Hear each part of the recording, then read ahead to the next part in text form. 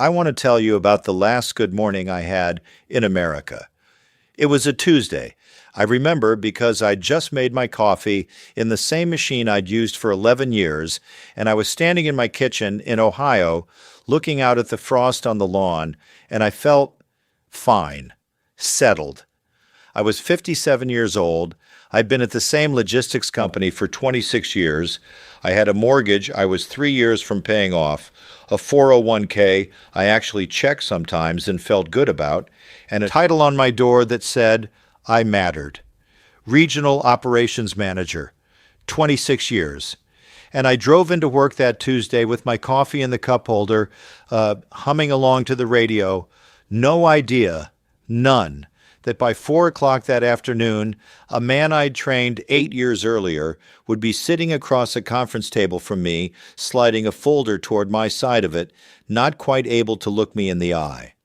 So let me tell you what's on the other side of that folder. Right now, as you're watching this, I'm sitting on a balcony in Chiang Mai in the north of Thailand, and there's a mountain in front of me with mist sitting halfway down it like somebody draped a sheet over the top. I've got a cup of coffee, better coffee than that machine ever made, honestly, and it cost me about $1. I'm 58 now, and I pay $700 a month for the entire life you're looking at. The apartment, the food, the motorbike, all of it. 700. Down from a life that cost me 6,000 a month and still, somehow, left me lying awake at 3 in the morning. So how does a guy go from regional operations manager in Ohio to a balcony in Thailand at 58? Well, let me back up, because the middle part is the part nobody tells you about, and it's the part that almost killed me. The word they used was restructuring. That's the word. Not we're letting you go, not you did anything wrong, restructuring. It's a clean word, isn't it? It's a word designed to have no blood on it. My position was being eliminated as part of a broader realignment. I asked, and I'll never forget this, I asked if there was another role I could move into, anywhere, any pay grade. I said I'd take a step down, I'd relocate. I said I've given this company 26 years. And the HR woman, who was maybe 32 and very kind and very rehearsed, she said, we're really trying to build for the future, Dwayne. Build for the future. And I understood, sitting in that chair, exactly what that meant. I was not the future. I was the past they were paying to remove. And do you want to know the part that's still, the part that gets me even now? 6 weeks later, I heard my job hadn't disappeared at all. It had a new title, and it went to a kid of 31 who made 40% less than me. My position wasn't eliminated, I was. Now, I'm not telling you this for sympathy. I'm telling you because I need you to understand the free fall so that the landing makes sense. I want you to understand what happens to a man when the thing he built his whole identity around just dissolves.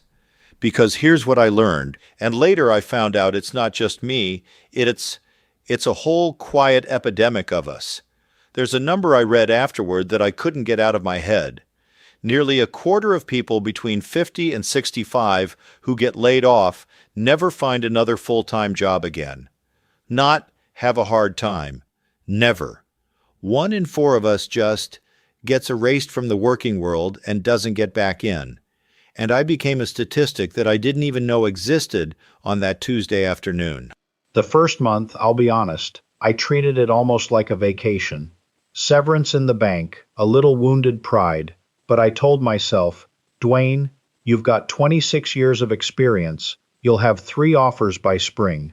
I updated the resume. I put on the good shirt for video calls. I reconnected with people on LinkedIn I hadn't talked to in a decade.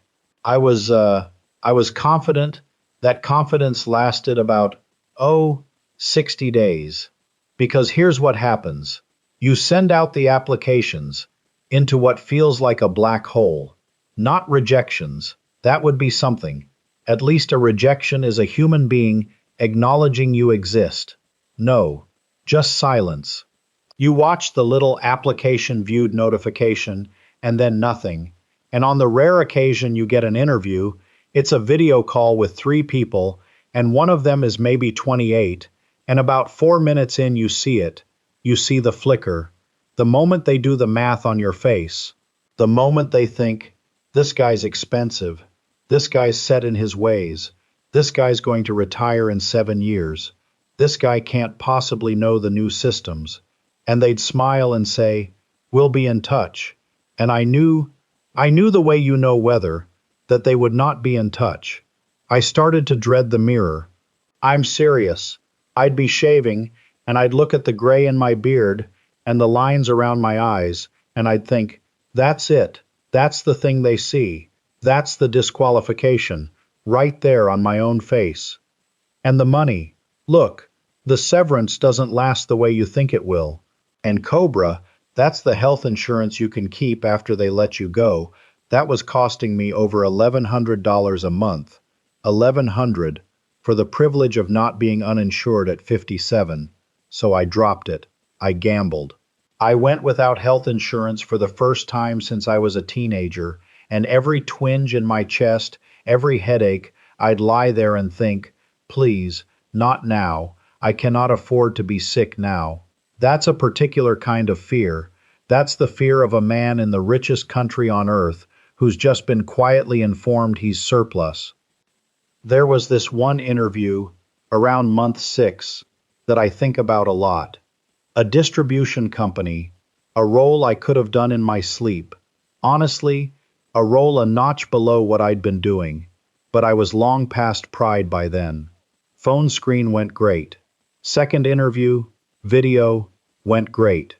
They flew me to their headquarters for a final round, and I thought, this is it. This is the one.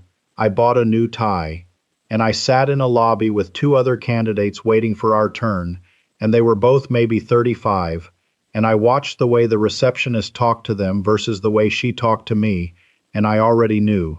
I did the interview anyway, gave it everything, 26 years of hard-won knowledge poured into 90 minutes. And the youngest guy on the panel, at the end, he leaned back and he said, and he thought he was being nice, he said, it's really impressive how you've kept up, given how long you've been doing this. Given how long you've been doing this. Like I was a museum piece that had learned to use a smartphone.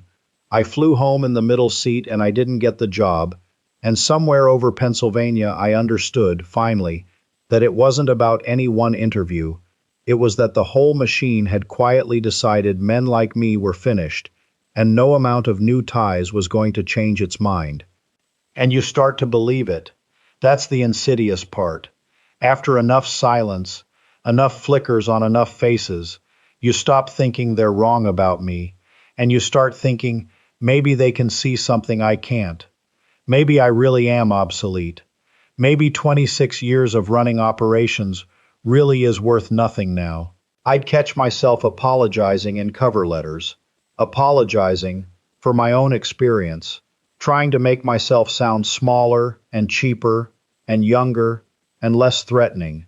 I once wrote the phrase, eager to learn and grow, about myself at 57 years old, and I sat there and stared at it and felt something in me just quietly die of shame. By month 8, I was doing something I'm not proud of. I was hiding it from everyone. I'd leave the house in the morning in the good shirt so the neighbors would think I still had somewhere to be, and I'd drive to the library or the McDonald's and sit there for hours filling out applications on the free Wi-Fi. My marriage had already ended years before, a slow, quiet drifting apart that we finally made official when I was 51, so it was just me and the shirt and the library and the silence. My son lives out in Colorado, good kid, busy with his own life and his own little ones, and when he'd call, I'd put on the voice. You know the voice. Yeah, things are good. Dad's keeping busy. Lots of irons in the fire. Lots of irons in the fire. God, there were no irons. There was no fire. There was a 57-year-old man eating a McChicken in a parking lot, rehearsing how to sound employed. And that's the thing I really want to say to whoever's listening to this who might be in it right now. The layoff isn't the wound. I want to be clear about that. The layoff is one bad afternoon. The wound is the 8 months after. The wound is the slow leak of your own sense of who you are. Because in America, the very first thing anyone asks you is, so what do you do? And when you don't have an answer to that, when the honest answer is, nothing, nobody wants me, you start to feel like a ghost at the party, like you're taking up a chair that a real person should have. I had spent my whole life being useful, being the guy who fixed the shipping bottleneck, the guy they called at 2 a.m. when a warehouse flooded, and now I was a man whose entire days could pass without a single person needing one single thing from him. That's a loneliness that has nothing to do with being single. That's the loneliness of being unnecessary. So how did I end up here, on this balcony, with this mountain? I'd love to tell you I had some grand plan. I didn't.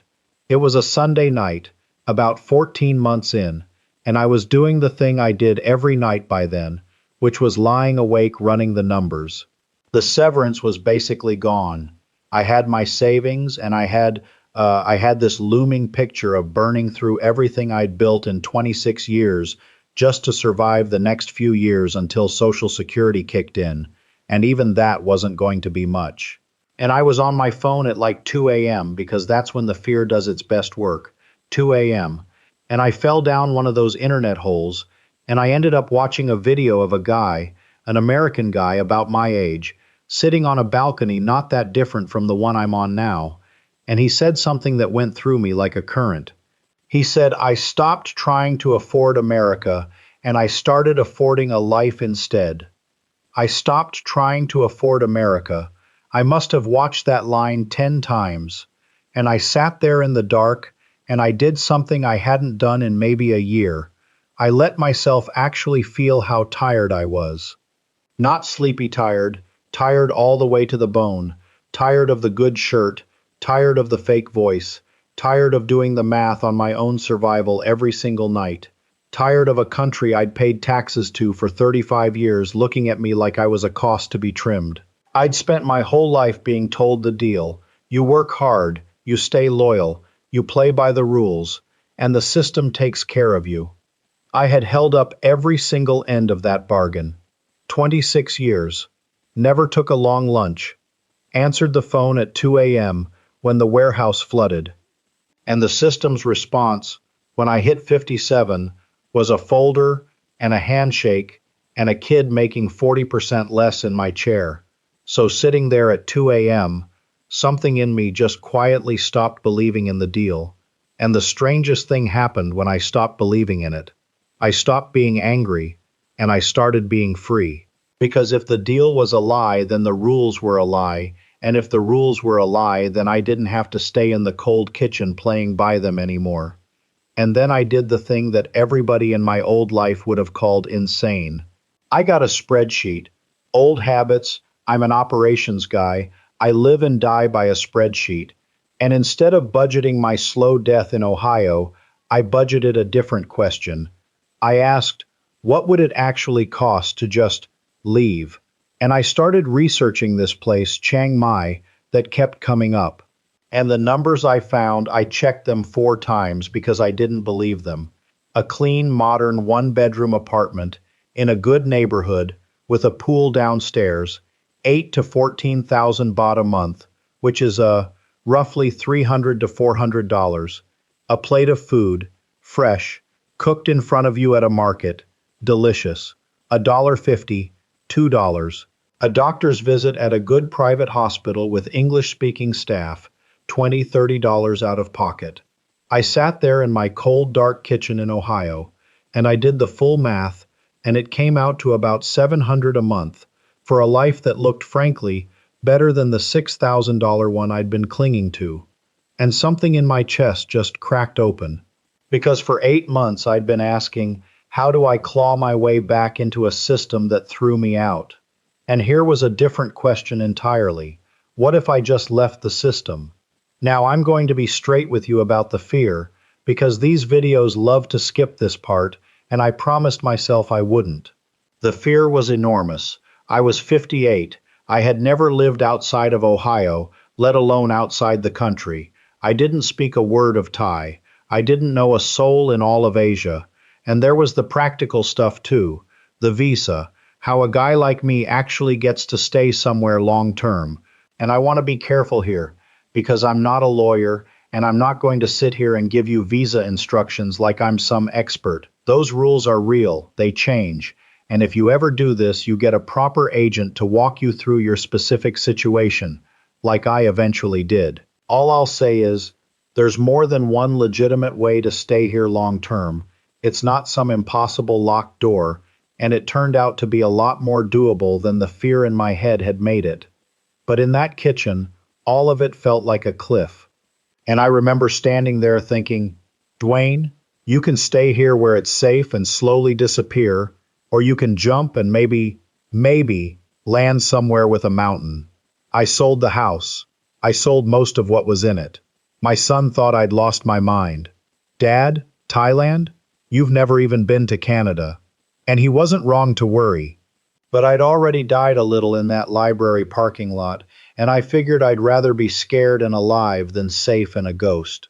Let me tell you about the first night, because I think if you take one thing from this whole story, it should be this part, because this is the part that's true for everybody who does something like this. I landed after almost 30 hours of flying, and a driver took me to this apartment I'd rented off the internet, sight unseen, like a lunatic, and he dropped me off, and the door closed, and it was just me, in a bare room, in a country where I couldn't read a single sign, couldn't order a coffee, couldn't tell you which way was north, and the enormity of it landed on my chest like a truck. What have you done, Dwayne?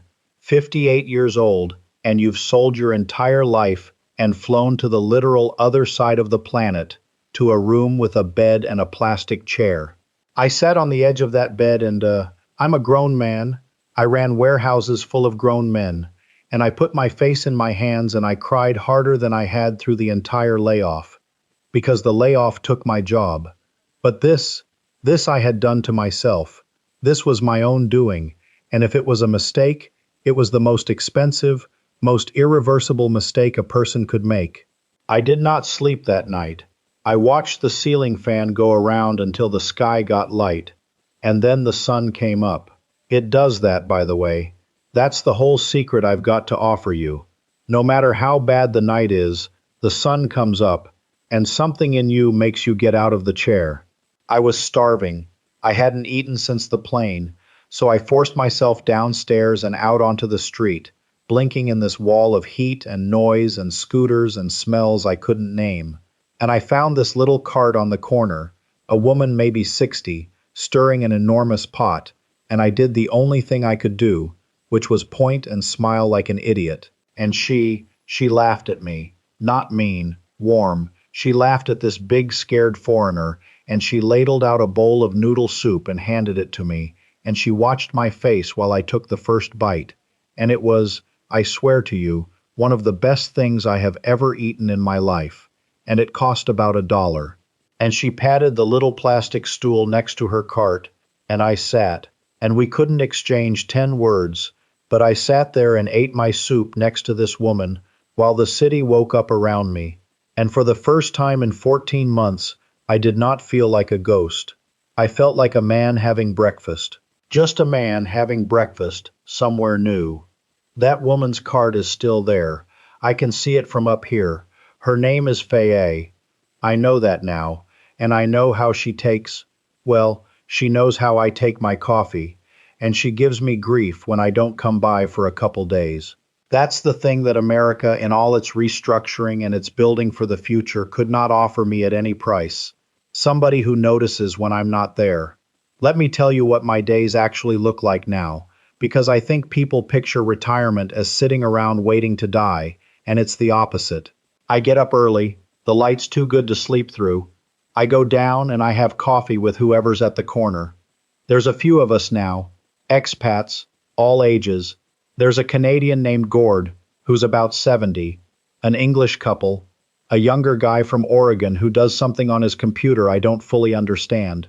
We're a little tribe. Then most days I ride my motorbike, bought it for $400, and yeah, I'm 58 learning to ride a scooter in Thai traffic, which is its own comedy. I ride up into the hills where the air is cool and there are these temples, these old gold temples up in the trees with bells, and I'll just sit up there sometimes for an hour, doing nothing, being nobody. And it turns out being nobody, when you choose it, is a completely different thing than being made into nobody. That's the whole difference. In Ohio, they made me a nobody. Here, I get to just be a regular person, unimportant in the best possible way, and it feels like freedom. Something happened a few months in that I want to tell you about, because it's small, and it's the whole thing at the same time. There's a repair shop down the street from me, a family runs it, and one afternoon the father was out front wrestling with a delivery, a whole truck of boxes, inventory, and it was chaos, stuff everywhere, and he was overwhelmed. And I stood there watching for a second, and something old woke up in me. Because that's my whole life. Logistics. Getting boxes from a truck into a room in the right order is the thing I did for 26 years. So I stepped in. Couldn't speak the language, so I just started organizing, sorting, stacking, building a system out of the mess the way I've done 1,000 times. And this man watched me turn his disaster into neat labeled rows in about 40 minutes. And when we were done, he looked at me like I'd performed a magic trick. He kept saying a word I didn't know yet, over and over, pressing his hands together. Later I learned it meant something like master, me, the museum piece. The line item, the guy America had decided was too obsolete to answer an email. Here I was a master, because the exact experience that made me expensive and set in my ways back home was here, just valuable, useful, wanted. He tried to pay me. I wouldn't take it. He's fed me dinner about 9 times since. That's the economy I live in now, and it's the richest I've ever been. I want to talk about the money honestly for a second, because I know some of you are doing the same 2 a.m. math I was doing. My rent is $320 for a one-bedroom with a pool and a little balcony with this view. I eat like a king, mostly local food which is fresh and incredible and costs almost nothing, though I'll splurge on a Western burger when I miss home. I don't cook much because why would I, when a proper meal is $2? My phone, my internet, all of it, pennies. And the big one, the one that used to keep me up at night, healthcare. I finally have peace on that. Routine care here is so affordable I pay out of pocket without flinching. A checkup, a doctor who speaks English, $25. And I carry a proper insurance plan for anything serious that costs me a fraction of what Cobra wanted back home. I had a scare in the spring, chest pains, turned out to be nothing serious, but I went to a private hospital here, clean, modern, fast. And the whole visit, tests and all, cost me less than the copay would have been in America. I sat in that waiting room and I actually laughed. Because back home that same fear had me lying awake for months, and here it was a Tuesday errand. All in, I live a full, good, dignified life on around $700 to $800 a month. Which means, and this is the part that still amazes me, I'm not bleeding out my savings anymore. I'm actually stable, at 58, after a layoff that I thought had ended me. The exact same savings that in Ohio represented a slow, terrifying countdown, here represent years and years of a good life. The money didn't change. What it could buy in the way of peace, that changed completely. Now let me be fair, because I'd be lying to you if I painted this as paradise with no thorns, and I've had enough dishonesty for one lifetime. It's hot. It's really hot in April, and there's a stretch, a few weeks in the spring, where they burn the fields up north and the air quality gets genuinely bad and you stay inside with an air purifier and you don't love it. The traffic is chaos. I miss my son and those grandbabies with an ache that a video call doesn't touch. That's the real price of this, and anybody who tells you otherwise is selling something. Learning the language at my age is like trying to do math with my feet. I butcher it daily. And there are lonely nights still, because you don't outrun every ghost by flying across an ocean. You give the loneliness a warmer, kinder place to sit. A place where a woman named Fa will hand you soup, and a Canadian named Gord will drag you out for a beer. It's not heaven. There's no such place. But it's a life. A real one. Mine. My son came to visit. 6 months in. He came, I think, half expecting to stage some kind of intervention, to find his father broken in a bamboo hut. And instead he watched me ride my motorbike down to the market, where the vendors called out my name, and he ate the soup, and he met my little tribe of misfits, and on his last night, we were sitting right here on this balcony, and he was quiet for a long time, and then he said, "Dad, I was so worried about you back home. And I look at you now and I don't even know how to say it. You seem like you again. Better than you again." And I had to look out at that mountain for a minute before I could answer him, because 26 years of loyalty and one HR folder had convinced me that me again was gone forever. And I said, "Son, they told me I was done. They restructured me right out of my own life, and I believed them for about a year. And then I told him the truth, the truest thing I know now. I said the best thing that company ever did for me was throw me away. Because if they hadn't, I'd have stayed in that cold kitchen being useful to people who saw me as a line item until the day I died. They didn't end my life. They accidentally gave it back. So I want to talk to you directly now.